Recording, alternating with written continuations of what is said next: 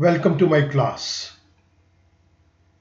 In this particular video lecture, we will talk about Information Technology Act 2000.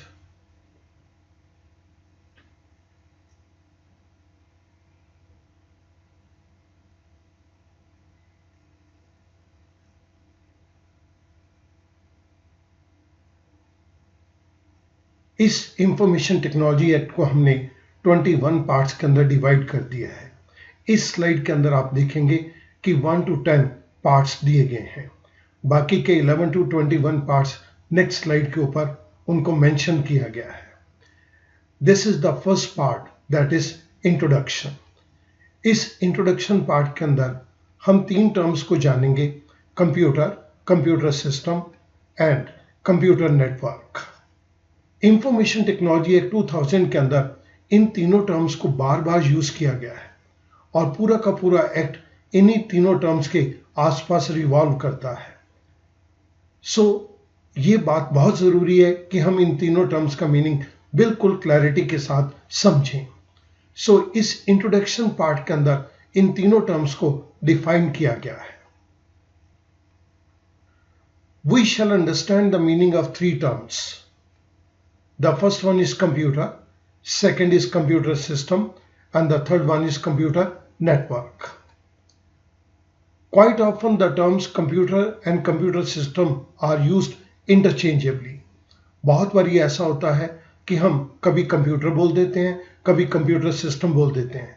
इन दोनों terms को हम interchangeably use करते हैं, but they are not same. ये दोनों टर्म्स बिल्कुल सेम नहीं है।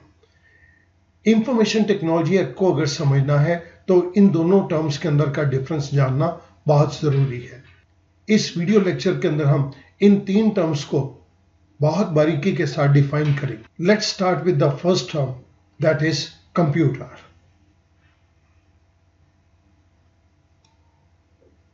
Computer is an electronic device. जब हम बात करते हैं इलेक्ट्रॉनिक डिवाइस, तो ये एक ऐसा डिवाइस है, एक ऐसा यंत्र है, एक ऐसा उपकरण है जो बिजली की मदद से चलता है। एक ऐसा उपकरण जो बिजली की मदद से चलता है, that is electronic device, and it consist of number of components, और इसके अंदर बहुत सारे कंपोनेंट्स हैं। एक ऐसा डिवाइस जो बिजली की मदद से चलता है, जिसके अंदर बहुत सारे कंपोनेंट हैं। अभी हमने इसका कोई पर्पस डिफाइन नहीं किया, सिंपली इसको एक सिंपल मीनिंग दे रहे हैं। इस कंप्यूटर के अंदर जो सबसे मेन कंपोनेंट है, that is CPU, central processing unit. The main computing part of a computer is it's central processing unit, that is CPU, it's processor. Computer के अंदर अगर कोई सबसे इंपॉर्टेंट कंपोनेंट है तो वो इसका प्रोसेसर, जिसके अंदर सारी गणनाएं, जिसके अंदर सारी कैलकुलेशंस की जाती हैं। इस कंपोनेंट को नाम दिया गया है सेंट्रल प्रोसेसिंग यूनिट, सीपीयू, और सिंपल भाषा के अंदर हम इसे बोल देते हैं कंप्यूटर का processor. This CPU consist of an arithmetic logic unit to carry out calculation. इस सीपीयू के अंदर तीन पार्ट्स हैं। The first part is arithmetic logic unit. ये पार्ट अर्थमेटिकल कैलकुलेशन करता है, प्लस माइनस एडिशन सब्सट्रैक्शन। ये काम अर्थमेटिक लॉजिक यूनिट करता है, और इसी के अंदर हम लॉजिक वाला काम भी लेते हैं। 5 is greater than 4, 6 is less than 8, ये काम कहलाता है लॉजिकल। ये दोनों काम, अर्थमेटिकल ऑपरेशंस और लॉजिकल ऑपरेशंस, एक ही यूनिट के अंदर होते हैं, और इस यूनिट को नाम दिया गया अर्थमेटिक लॉजिक यूनिट। सेकेंड है control unit, to control the transfer of data between memory, input and output devices and arithmetic logic unit. Input output devices से डेटा को लेके मेमोरी तक पहुंचाना या अर्थमेटिक लॉजिक यूनिट तक पहुंचाना, ये काम है कंट्रोल यूनिट का। जब मैं आपसे बात करता हूं इनपुट यूनिट, तो हमारे पास माउस, कीबोर्ड इनपुट यूनिट है। जब मैं बात करता हूं आउटपुट डिवाइसेस, तो हमारे पास मॉनिटर, प्रिंटर, ये आउटपुट डिवाइसेस हैं। इनपुट डिवाइसेस से डेटा को लेना, उनको अर्थमेटिक लॉजिक यूनिट तक पहुंचाना या मेमोरी तक पहुंचाना, और उसके बाद जब प्रोसेस हो जाए तो उसको आउटपुट डिवाइस तक लेके जाना, ये काम कंट्रोल यूनिट का है। इसी के साथ साथ इस प्रोसेसर के अंदर कुछ मेमोरी भी दी गई है ताकि हम कुछ डेटा टेम्परेरीली स्टोर कर सकें जो प्रोसेसिंग के लिए ज़रूरी है। यहाँ पर आप 3 प्रोसेसर देख रहे हैं, i5, i7 and Xeon processor. Intel के अलावा और भी बहुत सारी कंपनियां हैं जो कि ये प्रोसेसर को बनाती हैं। सो कंप्यूटर का सबसे मेन कंपोनेंट है सेंट्रल प्रोसेसिंग यूनिट, CPU, और इसका साइज माचिस की डिब्बी के साइज से छोटा है। सो इसके अंदर 3 मेन कंपोनेंट हैं, arithmetic logic unit, control unit and memory. इस मेन यूनिट के साथ साथ कंप्यूटर के अंदर कुछ और कंपोनेंट्स भी हैं। आइएगा आप कंप्यूटर के कुछ और कंपोनेंट्स के बारे में थोड़ी सी जानकारी लेते हैं। This is motherboard, this is graphic card. Monitor के ऊपर सारी इंफॉर्मेशन इस ग्राफिक कार्ड के जरिए आती है। CPU को तो अभी हमने डिफाइन कर ही दिया, ये कंप्यूटर का मेन कंपोनेंट है जहां पर सारी कैलकुलेशंस की जाएंगी। Switched mode power supply system, computer के डिफरेंट कंपोनेंट्स को पावर सप्लाई करने का काम ये डिवाइस करता है। दिस इज ऑडियो कार्ड, जो हमें वॉइस सुनाई देती है, साउंड सुनाई देता है, ये हमें ऑडियो कार्ड की मदद से सुनाई देता है। दिस इज रैम, कंप्यूटर के अंदर टेम्परेरी टाइम के लिए डेटा को अगर स्टोर करना है तो उसके लिए हमें एक मेमोरी चाहिए, that is RAM, random access memory. This is net card, अगर कंप्यूटर के अंदर हम नेटवर्किंग करना चाहते हैं, इंटरनेट से कनेक्ट करना चाहते हैं या डिफरेंट कंप्यूटर से कनेक्ट करना चाहते हैं तो हमें यह नेट कार्ड चाहिए। ये सारे कंपोनेंट्स एक कैबिनेट के अंदर फिक्स कर दिए जाते हैं। Inside the cabinet, all these components are connected to each other through cables. हम वायर्स के जरिए इन डिफरेंट कंपोनेंट्स को आपस में जोड़ देते हैं। And this makes the computer. यहां पर अब हमारा कंप्यूटर कंप्लीट बन जाता है। हमने डिफरेंट कंपोनेंट्स को लिया, उनको वायर्स के साथ कनेक्ट किया और हमने कैबिनेट के अंदर उनको इंस्टॉल कर दिया। ये हमारा कंप्यूटर कंप्लीट बन जाता है। हम इसे नाम देते हैं this is computer. However, a computer is not fully functional without various peripheral devices for input and output of data. लेकिन कंप्यूटर अभी कंप्लीट तरह से फुली फंक्शनल नहीं हुआ क्योंकि इसके अंदर हमें कुछ पेरिफेरल डिवाइसेस मींस वो सारे डिवाइसेस जो कि कंप्यूटर के साथ अटैच किए जाने हैं। For example mouse, keyboard, monitor, printer, अभी हमने कंप्यूटर के साथ इनको अटैच करना है। माउस और कीबोर्ड हमारे पास इनपुट डिवाइस है, इनको हम बोलते हैं पेरिफेरल डिवाइसेस। सिमिलरली हमारे पास आउटपुट डिवाइसेस हैं, मॉनिटर और प्रिंटर, इनको भी हम नाम देते हैं पेरिफेरल डिवाइसेस। हम इन इनपुट और आउटपुट डिवाइसेस को कंप्यूटर के साथ कनेक्ट कर देते हैं ताकि कंप्यूटर के अंदर फंक्शनल कैपेबिलिटी आ जाए, कंप्यूटर वर्क करना शुरू कर सके।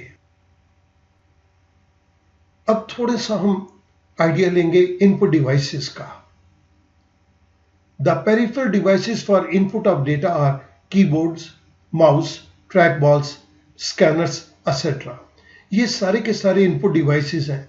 अगर हम इनको कंप्यूटर के साथ कनेक्ट कर देते हैं तो ये पेरिफेरल डिवाइसेस को हम कहेंगे they are connected to computer. This is keyboard. This is mouse, trackball, and scanner. All these are input devices.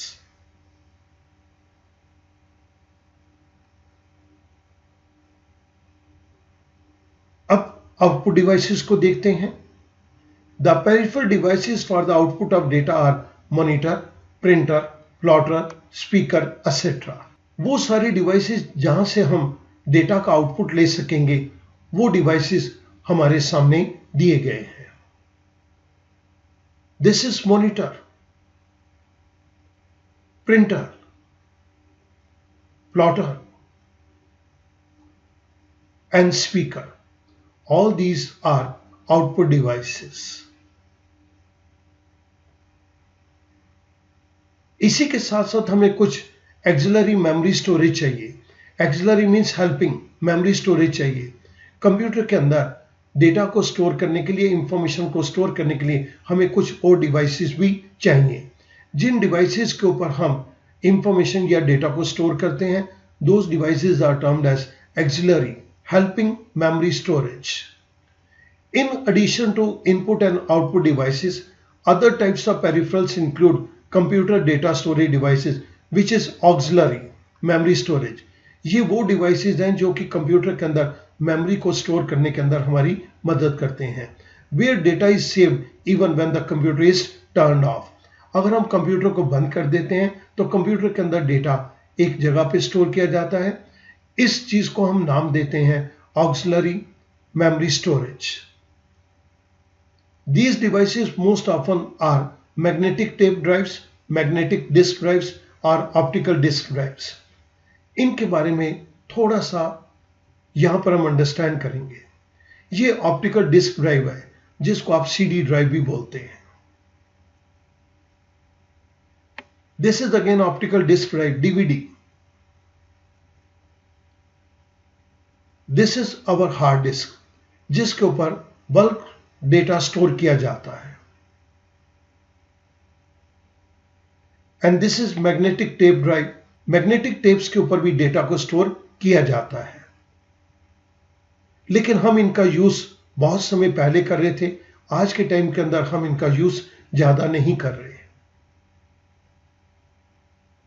हमने अभी तक कंप्यूटर के अंदर कुछ कंपोनेंट को जोड़ दिया और उनके साथ कुछ पेरिफेरल डिवाइसेस लगा दिए, like input devices, output devices and auxiliary storage devices. इसी के साथ साथ अब हमें एक और चीज चाहिए, that is software. Finally, for a computer to function automatically it require programs, that is a set of instruction. इस सेट ऑफ इंस्ट्रक्शन को हम नाम देते हैं सॉफ्टवेयर। आप सब लोगों ने अपने अपने कंप्यूटर्स के अंदर एक प्रोग्राम देखा होगा, MS ऑफिस, जिसके अंदर हमारे पास Microsoft Word, Microsoft Excel, Microsoft Outlook, Microsoft PowerPoint and so on different programs हैं। जब कंप्यूटर के अंदर इन प्रोग्राम्स को इंस्टॉल कर दिया जाता है तो कंप्यूटर ऑटोमेटिकली फंक्शन करना शुरू कर सकता है। अब स्टूडेंट्स बहुत ध्यान से देखिएगा, हमने कंप्यूटर से स्टार्ट किया। कंप्यूटर के अंदर बहुत सारे कंपोनेंट्स हैं। वो कंपोनेंट इस कैबिनेट के अंदर इंस्टॉल कर दिए जाते हैं और हमने बहुत सारे कंपोनेंट्स को थोड़ी देर पहले देखा। इसी के साथ साथ हमने कुछ पेरिफेरल्स, कुछ और डिवाइसेस अटैच कर दिए, जिनके अंदर कुछ इनपुट डिवाइसेस थे, कुछ हमारे पास आउटपुट डिवाइसेस थे, कुछ हमारे पास ऑक्सिलरी मेमोरी स्टोरेज डिवाइसेस थे और फिर हमने इसके अंदर सॉफ्टवेयर को भी इंस्टॉल कर दिया। जब कंप्यूटर के साथ ये पेरिफेरल्स मिल जाते हैं तो यहां पर हमारे को जो सिस्टम मिलता है, that is computer system.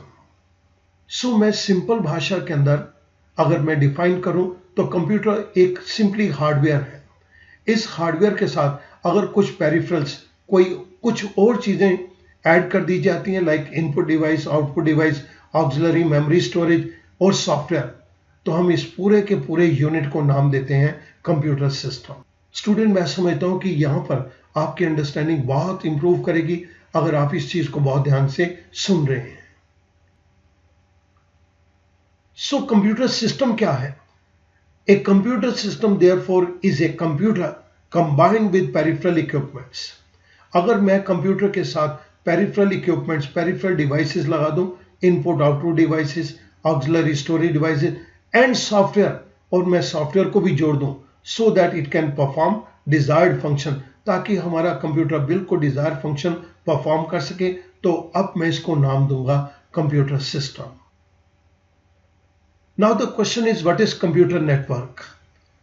Student, एक सिंपल मीनिंग देता हूं नेटवर्क का।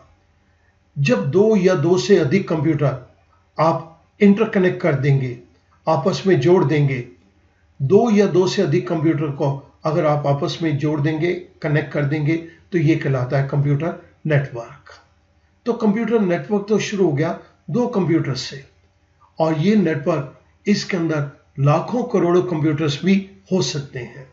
Look at this line. When two or more computers are connected to one another, it becomes a computer network. जब दो या दो से अधिक कंप्यूटर आपस में जोड़ दिए जाएं, कनेक्ट कर दिए जाएं, then this is a computer network. यहां पर आप देख रहे हैं कि हमारे पास कुछ कंप्यूटर्स पूरे वर्ल्ड के अंदर कनेक्ट कर दिए गए। So this is a larger computer network. And the best example of the biggest computer network is internet. It means interconnection of two or more computers through the use of satellites. हमने दो या दो से ज्यादा computer को connect कर दिया satellite को यूज करके। हमने कंप्यूटर्स को आपस में कनेक्ट कर दिया माइक्रोवेव टावर्स की मदद से। हमने कंप्यूटर्स को कनेक्ट कर दिया इन टावर्स की मदद से। आप यहां पर देख रहे हैं कि एक कार मूव कर रही है और उस कार को ये डिफरेंट टावर्स अपने सिग्नल भेज रहे हैं।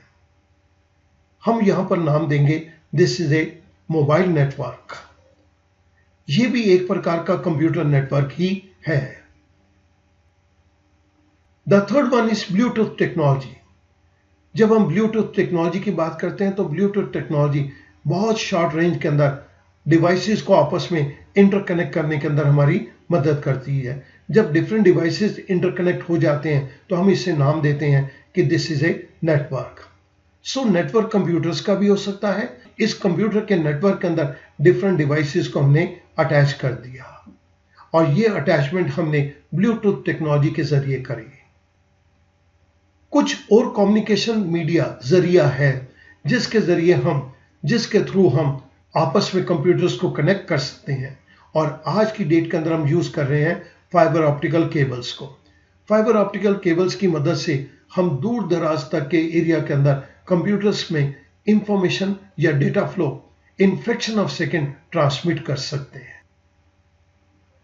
तो स्टूडेंट, हमने इस वीडियो लेक्चर के अंदर तीन चीजों को पढ़ा है। We learn the meaning of the term computer, we learn the meaning of computer system, and we learned the meaning of computer network. Information technology को अंडरस्टैंड करने के लिए इन तीनों टर्म्स का जानना बहुत जरूरी था। अगर इन तीनों टर्म्स की नॉलेज नहीं है तो आईटी एक्ट पढ़ना भी मुश्किल है और पढ़ाना भी मुश्किल है। मैं उम्मीद करता हूं कि इस वीडियो लेक्चर से आपको ये तीनों टर्म क्लियर हो जाएंगी। Thank you very much.